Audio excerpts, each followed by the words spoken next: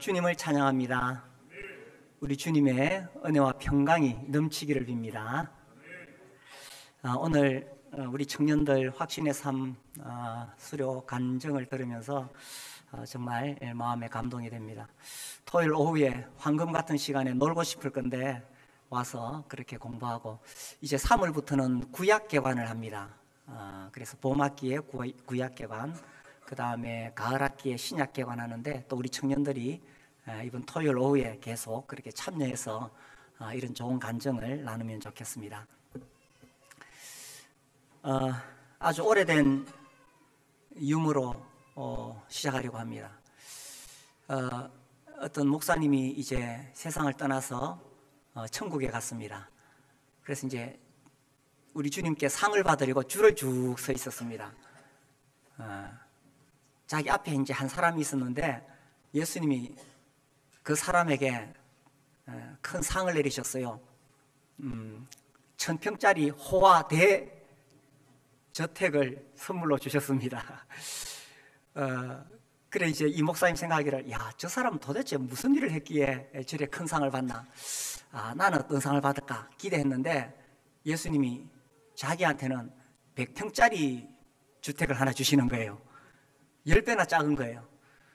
그래가지고 돌아서다가 마음이 좀 서운해서 이제 예수님께 물었습니다.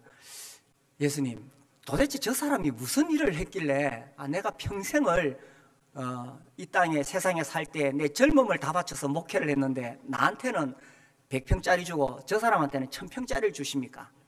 이러니까 예수님 하신 말씀이, 저 사람은 총알택시 기사였다. 총알택시 아시나요?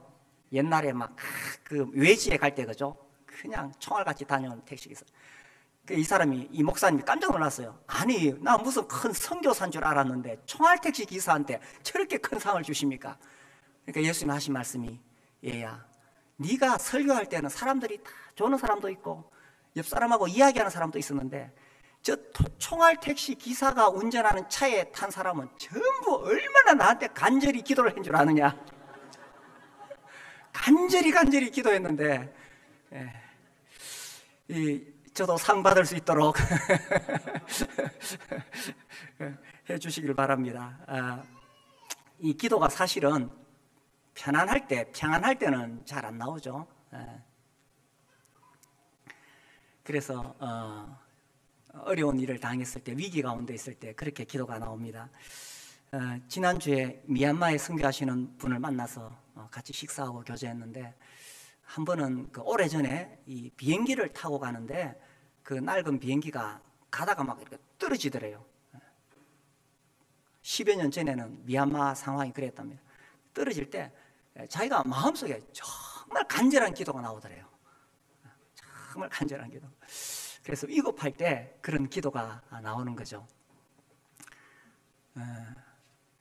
그러나 기도는 우리가 급할 때만 하는 것이 아니죠.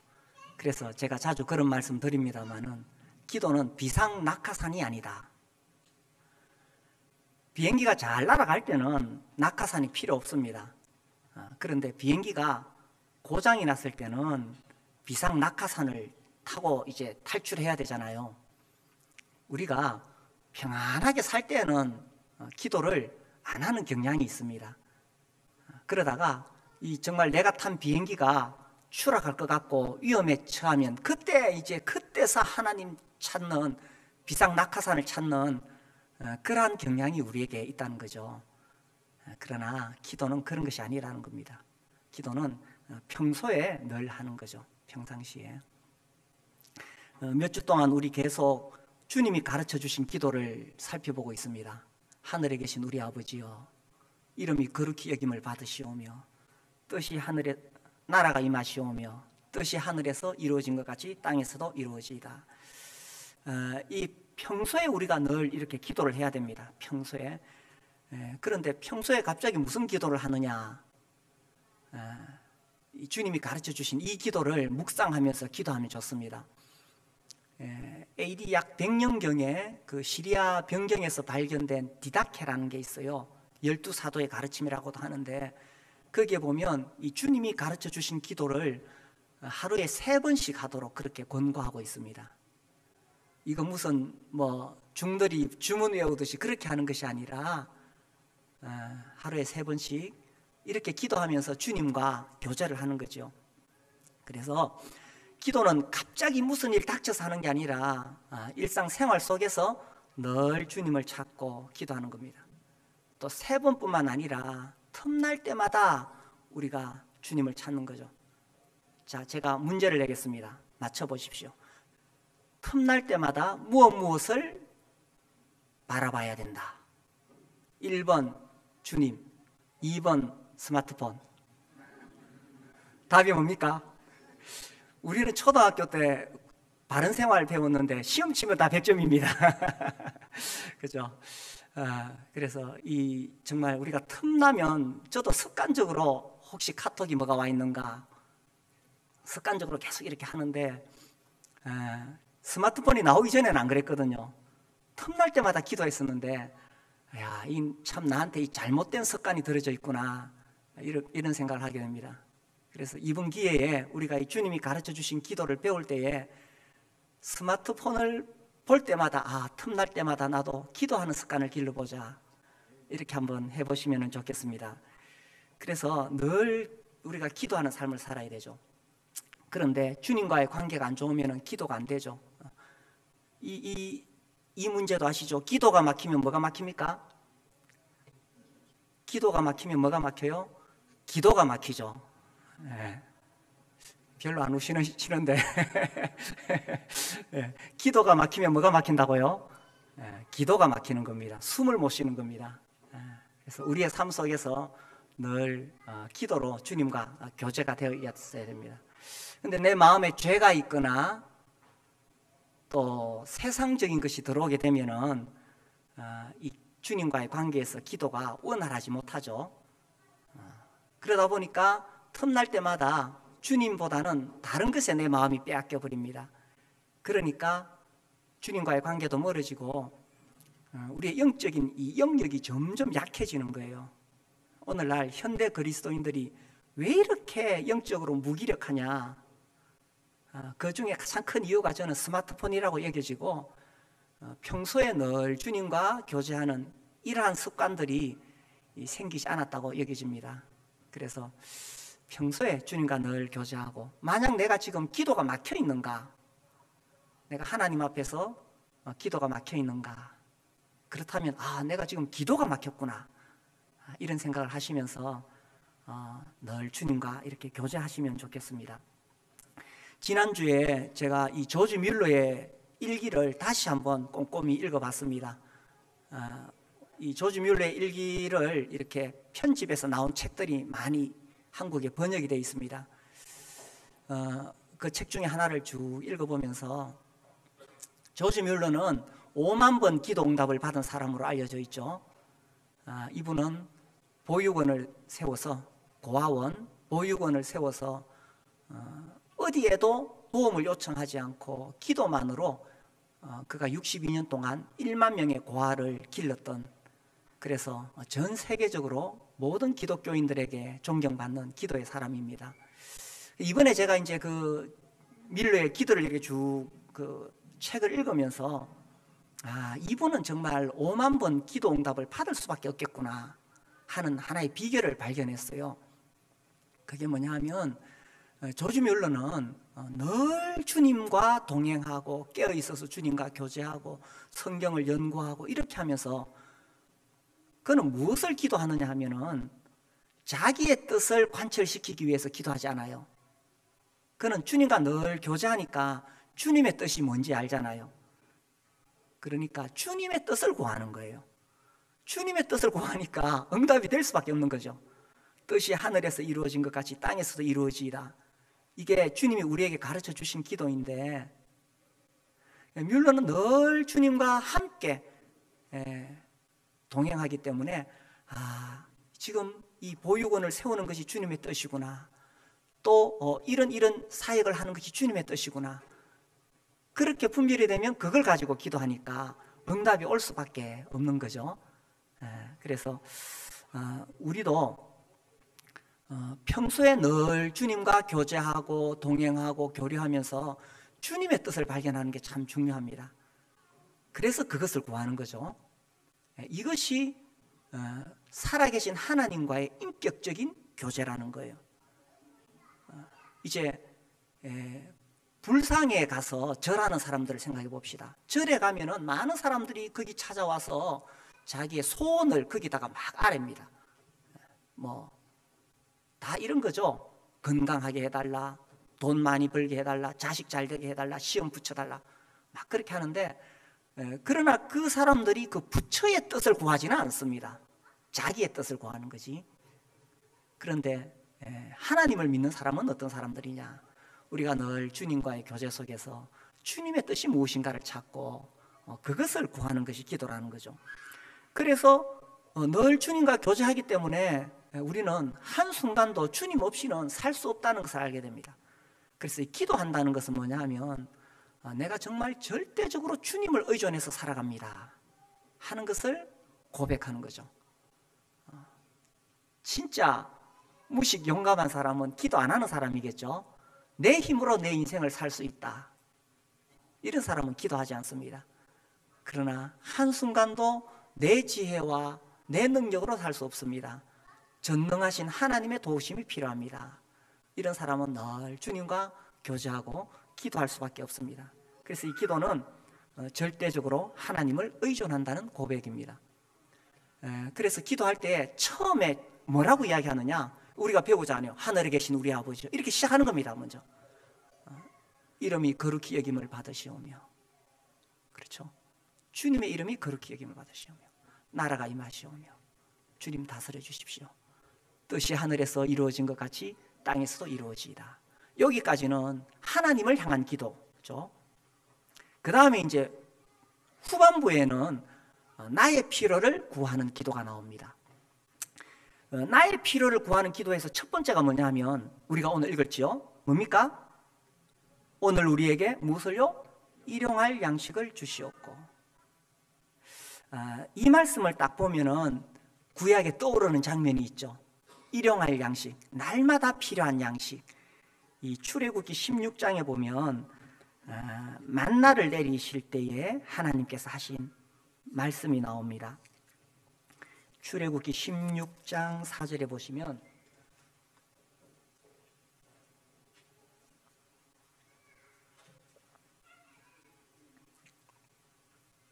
16장 4절, 그때에 여호와께서 모세에게 이르시되 보라, 내가 너희를 위하여 하늘에서 양식을 비같이 내리리니 백성이 나가서 뭐라고 되어 있습니까? 일용할 것을 날마다 거둘 것이라. 그래서 날마다 이스라엘 백성이 광야에 나가서 이 만나를 거두도록 되어 있습니다. 이같이 하여 그들이 내 율법을 준행하나 아니하나 내가 시험하리라. 이 날마다 거둔다는 말씀을 율법을 준행하는 것, 시험하는 것과 무슨 상관이 있느냐 하면 이 만나는 매일 거둬야 되지, 아유 내일 나가기 귀찮은데 이틀치, 3일치 거두는 것은 소용이 없다는 것입니다. 그날 딱 먹고 나면 다 썩어버립니다. 그래서 매일매일 나가서 이 만나를 거둬야 되는 거죠. 그래서 이스라엘 백성들이 매일매일 하나님으로부터 이 만나를 거두어 들었는데, 주님께서 우리에게 기도를 가르치실 때에 오늘 우리에게 일용할 양식을 주시옵고 이렇게 기도하라고 하셨어요. 여기 일용할 이 뜻이 뭐냐에 대해서 사실 그 단어를 이렇게 분석해 봤을 때에 학자들 간에 의견이 좀 분분합니다. 그래서 이제 뭐 삶의 생존에 필요한 양식이다, 당일에 필요한 양식이다, 오늘에 필요한, 미래에 필요한, 뭐 이런 여러 가지 해석이 있습니다만은 종합해 보면 이런 겁니다.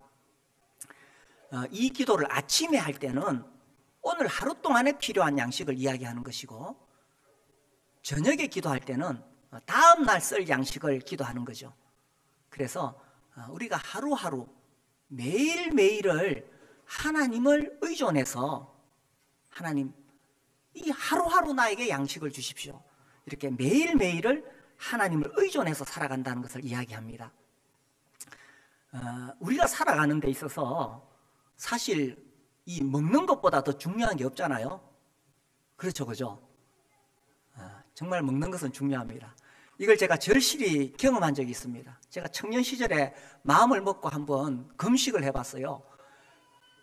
그 금식에 대한 책을 읽어보니까 처음에는 배가 고픈데 한 3일쯤 지나면 배가 안 고프대요.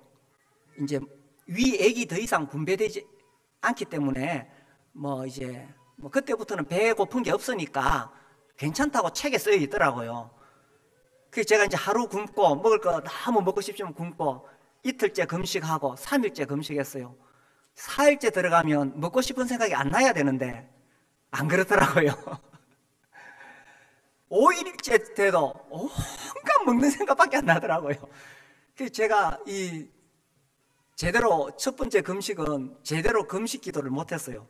기도를 해야 되는데 계속 먹을 것만 생각나고, 우리 동네에서 제일 먼저 밥하는 집이 어딘지 밥 냄새가 느껴질 만큼 먹을 것밖에 생각 안 나더라고요. 우리가 살아가는데 이 먹는 것은 사실 그만큼 중요하다는 것입니다. 그런데 이 가장 중요한 것을 우리가 어떻게 살아가느냐, 내 능력으로 나가서 일해서 나는 벌 수 있다고 생각하는데 그게 착각이라는 겁니다. 하나님께서 나에게 먹을 것을 주시지 않으면 안 되는 거죠. 그래서 내가 매일매일 주님 일용할 양식을 주십시오, 이렇게 기도한다는 것입니다. 이것은 무슨 말이냐면, 주님, 나는 매일매일 내 생명이 주님을 의존해서 살아갑니다, 이런 고백이죠. 물론 여기서 양식이라고 이야기했을 때는 단순히 밥만을 이야기하는 것은 아닙니다. 주님이 이 말씀하실 때는 우리의 생존에 필요한 모든 것을 말씀하고 계시겠죠. 그래서 이제 학자들은 어떤 사람은 여기에 이렇게 설명을 합니다. 이 일용할 양식에는 오늘 입을 옷도 포함이 되고 내가 신고 갈 구두도 포함이 되어지고 이제 이런 것들이 나에게 필요한 것이 다 포함된다. 그리고 내가 평안하게 양식을 먹을 수 있는 가정적인 평화, 사회적인 평화, 국가적인 평화도 포함이 된다, 이렇게도 해석을 합니다. 그러니까 우리가 오늘 우리에게 일용할 양식을 주시옵고 할 때에 이런 우리의 마음을 담아서 하나님께 기도할 수가 있는 거예요. 그래서 정말 나에게 실제적으로 필요한 것을 구하라는 이야기입니다. 우리가 주님이 가르쳐 주신 기도 앞부분에 보니까 하나님을 향한 기도는 매우 웅장하고, 그죠? 아주 이렇게 막 차원이 높은 그런 기도입니다. 그런데 우리를 향한 기도에 싹 들어가니까 주님께서 우리의 매우 실제적인 것을 구하라는 거예요. 지금 나에게 필요한 것을 구하라는 거예요. 그리고 그 기도를 주님이 듣고 계신다는 거예요. 지난주에 제가 밴더에 올라온 글에서 읽었는데, 미국의 그 경제 대공황 시절에 이제 그 시절에도 그 중국에 있는 고아원을 후원을 하고 있었어요. 시카고에 있는 어느 교회에서 이제 중국 고아원에 보낼 옷을 다 모아가지고 이제 그 목수 할아버지가 그 나무 상자에다가 옷을 다 넣고, 그다음에 거기도 이제 위에다가 위에 이제 뚜껑을 닫고 못으로 이제 나무 상자 이렇게 치는데, 이 안경을 쓰고 있다가 이 목수 할아버지가 위도 이 주머니에 넣어놨는데 고개를 숙이면서 이게 옷 상자 안에 들어가는 거예요. 그것도 모르고 그냥 나무 상자를 다 못을 박아가지고는 그래놓고 안경을 찾으니까 아무리 찾아도 안경을 못 찾는 거예요. 이제 그 나무 상자를 중국에 보냈습니다. 그리고 이제 몇 년 후에 그 중국에 있는 고아원의 원장님이 이제 이 교회를 방문하게 되었어요. 그래서 앞에 나와서 이제 간증 설교를 하시면서, 정말 우리 가난한 중국을 위해서 여러분들이 도와주셔서 너무 감사합니다. 우리에게 그렇게 좋은 옷들을 보내주셔서 너무 감사합니다. 그리고 정말 제가 감사할 것이 있는데 저에게 안경을 보내주셔서 너무 감사합니다.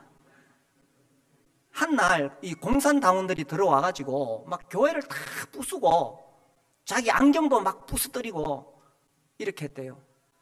그래서 자기가 이렇게 앞이 잘 안 보이니까 두통이 너무 심해가지고 뭐 일을 할 수 없더래. 그래서 하나님께 간절히 기도했습니다. 하나님, 저에게 안경을 좀 주십시오. 근데 그 중국 상황에서 어떻게 그 가난한 시절에 안경을 구할 수 있겠어요? 어느 날 미국에서 옷상자가 왔는데 그게 딱 안경이 있는데 써보니까 도수도 너무 맞더라는 거예요. 그 이야기를 들으면서 목수 할아버지는 뒤에 앉아서 하염없이 눈물을 흘렸다는 거예요. 그 할아버지는 자기 안경을 잃고 그 가난한 시절에 20불을 두고 그 금을 투자해서 다시 안경을 맞췄거든요. 한편 생각해 보면 왜 하나님은 그런 가난한 목수의 안경을 가져가셨을까요? 중요한 것은 뭐냐면 그가 하나님 앞에 쓰임 받았다는 거예요. 하나님을 체험했다는 거예요. 그래서 이렇게 간절히 기도하는 사람이 있고 또 기도에 쓰임 받는 사람이 있고 이것을 통해서 하나님 살아계심을 보여주시고 우리로 하여금 더욱 하나님을 의지하게 하시는 거예요. 그래서 이 기도를 통해서 우리가 정말 하나님을 더 사랑하게 되고 경험하게 되고 섬기게 되는 거죠. 그래서 오늘 우리에게 일용할 양식을 주시옵고 이렇게 기도할 때 우리는 또 우리에게 필요한 실제적인 것을 구할 수가 있다는 것입니다.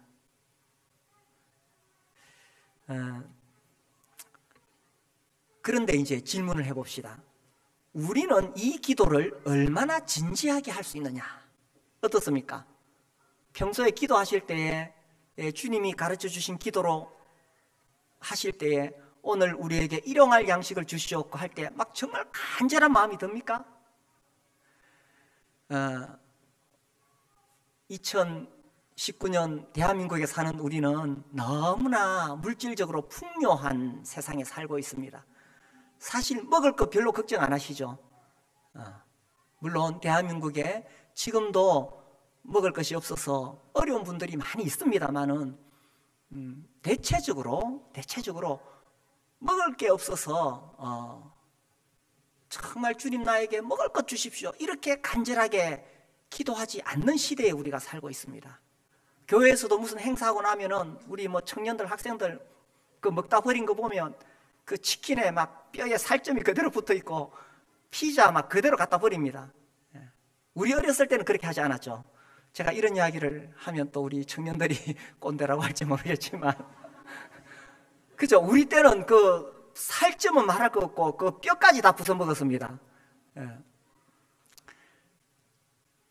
근데 지금은 너무나 풍요로운 시대가 되었기 때문에 먹을 게 넘쳐납니다. 이런 시대에 우리가 정말 주님 오늘 먹을 밥을 주십시오 이게 얼마나 간절하겠느냐는 거예요. 그런데 사실은 우리 인간이 살아가는 데 있어서 이 먹는 것은 너무나 중요하다는 거예요. 그리고 이제 제가 지난주에 이 조지 뮬러의 일기를 읽으면서 그에게는 정말 이 기도가 너무나 절실했다는 것입니다. 그가 100명, 1000명씩 이 과들이 늘어나는데 이 어떨 때는 정말 돈이 다 떨어지는 거예요. 돈이 다 떨어져서 먹을 양식이 없는 거예요. 그럴 때 얼마나 간절하게 기도했을까요? 오늘 우리에게 일용할 양식을 주시옵고, 그죠? 그래서 하나님께서 우리 주님께서 이런 기도를 가르쳐 주셨는 거예요. 그래서 우리도 이 기도를 드리는 것입니다. 자, 이 오늘날 같이 이렇게 물질적으로 풍요로운 시대에 왜 우리가 이런 기도를 할 필요가 있느냐? 이런 겁니다. 자, 지금 내 통장에 돈이 가득 들어있고 내 사업이 잘 돌아가고 있고 내 직장도 안정적이고 먹을 양식도 우리 집에 가득 있습니다. 냉장고 안에. 그럼에도 불구하고 우리가 왜 이 기도를 해야 되느냐? 이거죠. 하나님, 나는 내 통장의 돈이나 나의 든든한 직장이나 사업장 이것을 의존해서 살아가는 것이 아닙니다. 이것은 한순간에도 나라가 버릴 수 있는 것입니다. 나는 정말 하나님을 의존해서 살아갑니다. 이 고백이라는 거예요. 그래서 예수님께서 이 기도를 가르치시면서 너희들이 정말 하나님을 의존해서 살아야 된다. 그런데 우리는 뭘 더 의존해서 살고 싶으냐? 뭘 더 의존해서 살고 싶습니까? 우리는 돈을 의존해서 살고 싶죠. 별로 안 그러신 것 같네. 그 마태복음 6장 24절에 보시면은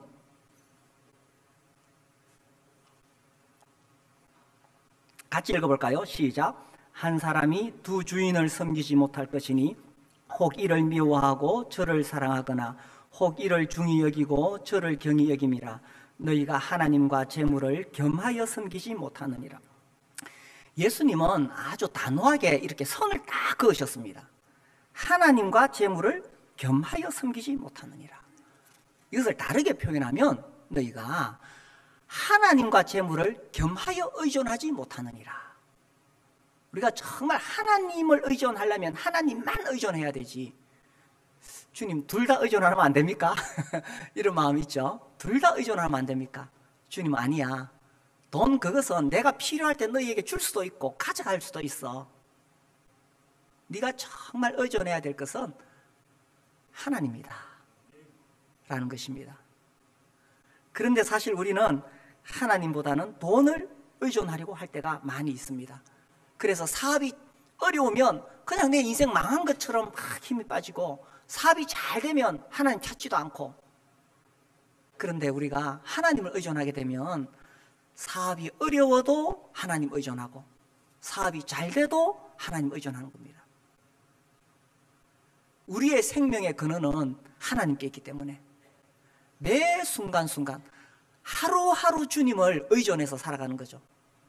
우리 가운데 혹시 사업이 어려운 분들, 직장을 구하는 분들이 있다면 이 기도가 정말 절실할 것입니다. 이렇게 기도하십시오. 주님, 오늘 우리에게 일용할 양식을 주십시오. 주님, 나에게 직장이 필요합니다. 주님, 나에게 일거리가 필요합니다. 그래서 우리가 정말 주님을 의존해서 그렇게 기도하는 것이고, 또 사업이 잘 되고 있을 때 내 아무 문제가 없고 뭐 통장에 돈이 가득 있다 할지라도, 주님, 나는 이거 의존하지 않습니다. 난 주님 의존해서 살아갑니다. 그래서 오늘 우리에게 일용할 양식을 주시옵고 하면서 간절히 기도하는 거예요. 내가 주님을 의존한다는 것을 주님 앞에 고백하는 것입니다. 실제로 그렇죠. 아무리 통장에 돈이 많아도 하루아침에 끝날 수 있는 것이 인생입니다. 누가복음 12장에 어리석은 부자의 이야기 나오잖아요. 이 부자가 풍년이 들어서 곡식 쌓아둘 곡간이 없어서 곡간을 헐고 더 크게 짓고 거기 가득 쌓아두고는, 내 영혼아, 열에 쓸 물건을 가득 쌓아두었으니 이제 평안히 먹고 쉬고 즐기자. 이 어리석은 부자잖아요. 그 사람의 생명의 근원이 돈에 있지 않았다는 것입니다. 그래서 우리는 이 고백을 통해서, 주님, 저는 정말 전적으로 이 땅에 살아있는 동안 나의 생명의 근원이 주님께 있습니다. 이런 고백을 드리는 것입니다. 여기서 우리가 한번 생각해 볼 것은, 그러면 어느 정도가 일용할 양식인가 하는 것입니다. 일용할 양식. 딱 하루 세 끼 밥만을 이야기할까요? 그런 의미는 아니겠죠. 저는 여기에 대해서 하나님께서 각 사람에게 허락하신 분량이 있다고 생각합니다.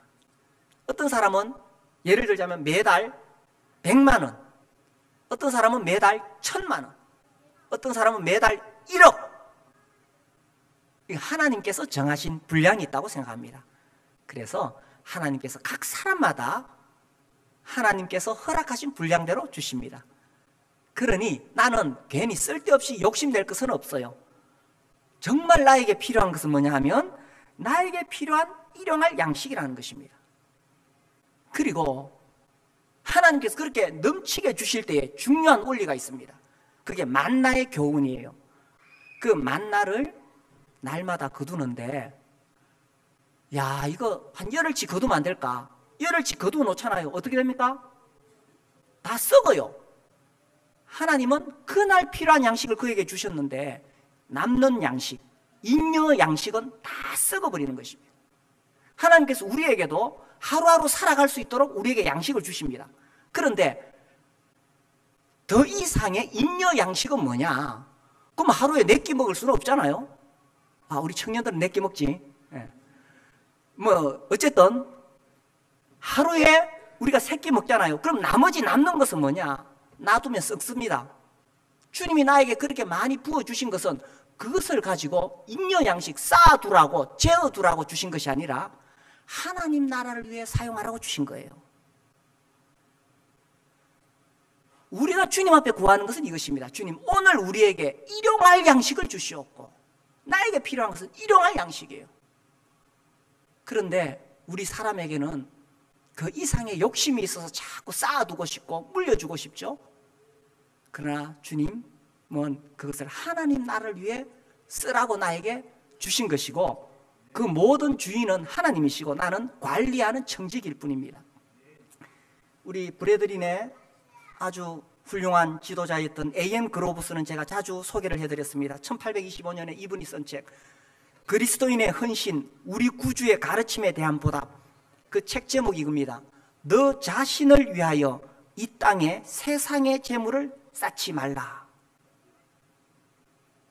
남는 양식은 결국 다 썩어버린다는 것입니다. 이분은 이야기하기를 모든 소유물을 주님을 섬기는 데 직접 사용되어야 한다. 그래서 남는 양식, 그거 더 내가 먹으려고 하지 말고 나누어 먹는 겁니다. 오늘 누구에게 일용할 양식을 달라 그랬어요? 나에게, 우리에게. 그래서 우리가 목장 식구들하고 함께 나눠 먹는 것이고, 또 우리 주위에 함께 나눠 먹을 그 사람들과 나눠 먹는 것입니다. 제가 지난주에 그 목자 목녀들의 간정집을 15명 거기 간정이 기록되어 있더라고요. 그것을 읽으면서 정말 이 목자 목녀들이 이 밥을 해서 영혼 구원하려고 밥을 하는, 사실은 어떤 목자 목녀는 자기 먹을 양식도 없어요. 그런데도 우리에게 일용할 양식을 달라고 했기 때문에 함께 나눠 먹기 위해서 그렇게 하더라고요. 그래서 오늘 우리에게 일용할 양식을 주시옵고 라고 했을 때에 잉여 양식을 쌓고 내 배 부르고 그런 의미가 아니었다는 것입니다. 그런데 사실 교회에도 이런 세속주의, 배금주의가 들어올 수 있다는 거예요. 우리도 모르는 사이에 주님을 의지하고 주님이 나의 소망이고 주님이 나의 반석이 되어야 되는데, 우리도 모르는 사이에 돈을 사랑하고 재물을 쌓고 재물이 우리의 주인이 되는 그런 세속적인 흐름이 교회 안에 들어올 수가 있다는 것입니다. 그래서 우리가 정말 이것을 경계해야 됩니다. 교회는 주님만을 의지하고 주님이 중심이 되시고 주님을 섬기는 사람들이지, 세상적인 가치 기준에 따라서 돈을 숭상하는 그런 어떤 사상이 들어와서는 안 된다는 거예요. 그래서 오늘 우리에게 일용할 양식을 주시옵고 라고 했을 때 주님, 정말 우리는 주님이 우리의 반석이고 우리의 소망입니다. 이러한 기도를 드리는 것입니다.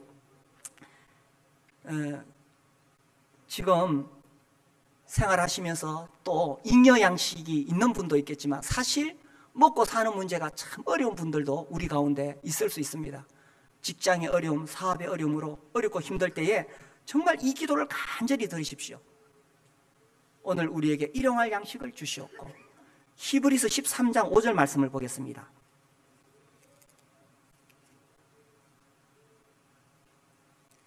히브리서 13장 5절.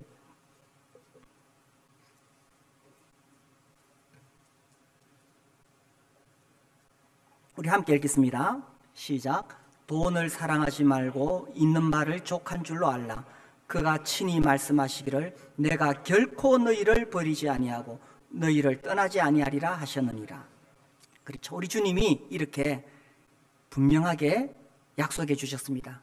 내가 결코 너희를 버리지 아니하고 너희를 떠나지 아니하리라. 그러므로 하나님 믿는 사람이 정말 하나님의 특별한 뜻이 아닌 이상 굶어 죽지 않습니다. 세상에서 거린이 되지 않습니다. 왜냐하면 하나님께서 이렇게 약속해 주셨기 때문에 내가 결코 너희를 버리지 아니하고 너희를 떠나지 아니하리라. 이 약속을 붙잡고 오늘 우리에게 일용할 양식을 주시옵고 이렇게 기도하는 거예요. 이 조지 뮬러가 이 고아원을 시작하게 된 1차적인 이유가 있습니다. 제가 그걸 좀 적어왔는데, 하루에 14시간에서 16시간을 장사에 매달리는 형제를 방문해보면 그의 몸은 고달프고 영혼이 쇠약해져서 하나님의 일들을 전혀 누리지 못하고 있다. 자기 가족들을 먹여 살리려니까 하루에 14시간에서 16시간 일하고 집에 오면 완전히 퍼져버리는 거예요. 그에게 일을 줄이고 하나님 말씀을 읽고 묵상하고 기도하면서 속사람이 회복되는 데 시간을 좀 쓰라고 조언을 해준다. 그러면 그는 이렇게 말한다. 하지만 내가 일을 줄이면 가족을 부양할 만큼 벌 수가 없습니다. 지금도 부지런히 일하고 있지만 겨우 먹고 살 정도입니다. 그가 이렇게 대답하는 말에는 하나님에 대한 신뢰가 조금도 존재하지 않는 것이다. 하나님 말씀을 신뢰하지 않는다는 것이다. 너희는 먼저 그 나라와 그 의를 구하라. 그리하면 이 모든 것을 너희에게 더하시리라는 하나님의 말씀을 신뢰하지 않는 것이다. 그래서 조지 뮬러가 이렇게 말한다는 거예요. 가족을 부양하는 것은 당신이 아니라 주님이십니다. 그러나 그 형제는 이것이 옳다는 것을 알지만 이렇게 말합니다. 당신의 충고를 따르면 생계는 어떻게 꾸려가야 하나요? 이렇게 묻는다는 거예요. 그래서 조지 뮬러가 나는 그 형제에게 우리 하나님 아버지는 늘 그런 것처럼 성실하신 하나님이시고 자신을 신뢰하는 모든 사람에게 과거나 오늘이나 여전히 자신이 살아계신 하나님이시라는 사실을 입증하고 싶어 하신다는 것을 나는 보여주고 싶었다. 그래서 이것이 고아원 설립의 1차적인 이유가 된다. 이렇게 말했습니다. 그래서 우리 그리스도인이 정말 하나님을 철저히 신뢰할 때 하나님께서 우리에게 먹을 것과 입을 것을 주신다는 것을 내가 사람들에게 입증하고 싶다. 이것이 고아원을 세운 1차적인 목적이라는 것입니다. 그러면 조지 뮬러가 있었던 그 20세기에는 이것이 가능하고 21세기에는 불가능한 것일까요? 하나님 오늘날 우리를 통해 그것을 입증하기를 원하신다는 것입니다. 먹고 사는데 시간 다 써서 더 이상 주님 섬길 기력이 없도록 그렇게 살지 마시고 시간을 정리해서 주님 섬길 수 있도록, 주님과 교제할 수 있도록 그렇게 살아감에도 불구하고 주님께서 나에게 먹을 것과 입을 것을 주신다는 것을 입증하시는 우리 형제 자매님들이 되시기를 바랍니다. 우리 함께 일어나서 기도하겠습니다.